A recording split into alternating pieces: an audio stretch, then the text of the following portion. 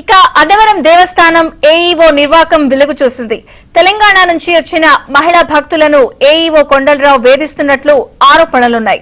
సేవకు వచ్చిన భక్తులను వెళ్లిపోవాలని లేకుంటే క్రిమినల్ కేసులు పెడతామని బెదిరించినట్లు చెప్తున్నారు.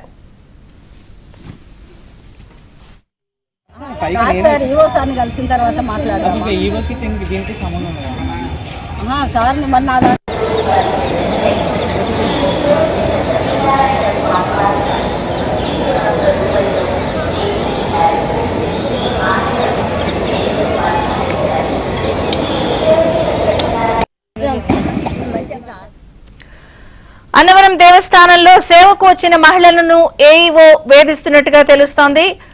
పూర్తి వివరాలు అప్పారావు అడిగి తెలుసుకుందాం. అప్పారావు, కాకినాడ జిల్లాలోని అన్నవరం దేవస్థానంపై తెలంగాణకు చెందిన మహిళా భక్తులకి తీవ్ర అవమానం జరిగింది. స్వామివారి సేవకు రావాలని వీళ్ళందరూ అనుకుని ఇక్కడున్న అధికారులను సంప్రదించగా 20 మంది వరకు అనుమతిస్తామని చెప్పి వీళ్ళందరికీ సమాచారం ఇచ్చారు. ఈ నేపథ్యంలో అధికారులు అనుమతి ఇచ్చిన దాంతో వీళ్ళందరూ కూడా తెలంగాణ రాష్ట్రంలోని మంచిర్యాల నుంచి 20 మంది మహిళా భక్తులు అన్నవరం కొండపైకి చేరుకున్నారు.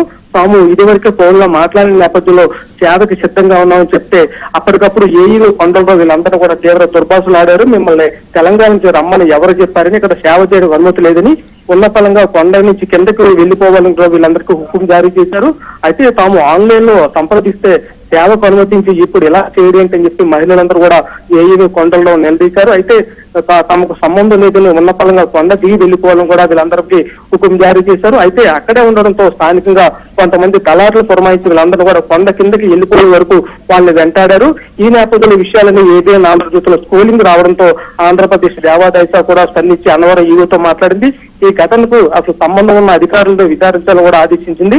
ఈ నేపథ్యంలో ప్రస్తుతం కొండపై దేవాదాయ శాఖ తరఫున కూడా విచారణ కూడా మొదలైంది. మరి కొంతమంది ఇప్పుడు ఏబిఎన్ ఆంధ్రజ్యోతి సాయంతో తెలంగాణకు చెందిన భక్తులందరూ కూడా ప్రస్తుతం ఇక్కడ కొండపై అన్నదానంలో ప్రస్తుతం భోజనం చేస్తున్నారు. అనంతరం ఈవోను కూడా కలిసే ప్రయత్నం చేస్తున్నారు. అయితే అధికారులు తీరితే మొదటి నుంచి కూడా తీవ్ర విమర్శలు ప్రధానంగా ఏఈఓ కొండలరావు సేవకు వచ్చే మహిళలతో గత కొంతకాలంగా అసభ్యకరంగా ప్రవర్తిస్తున్న ఆరోపణలు కూడా ఉన్నాయి. తాజాగా వీళ్ళందరూ కూడా రమ్మని చెప్పి ఇప్పుడు వెళ్ళిపోవడంపై తీవ్ర స్థాయిలో ఆగ్రహం వ్యక్తం అవుతుంది. ప్రస్తుతం దీనికి సంబంధించి ఈవో కూడా విచారణ కూడా చేస్తున్నారు. విజయచంద్రిక. Right Apparao, thank you.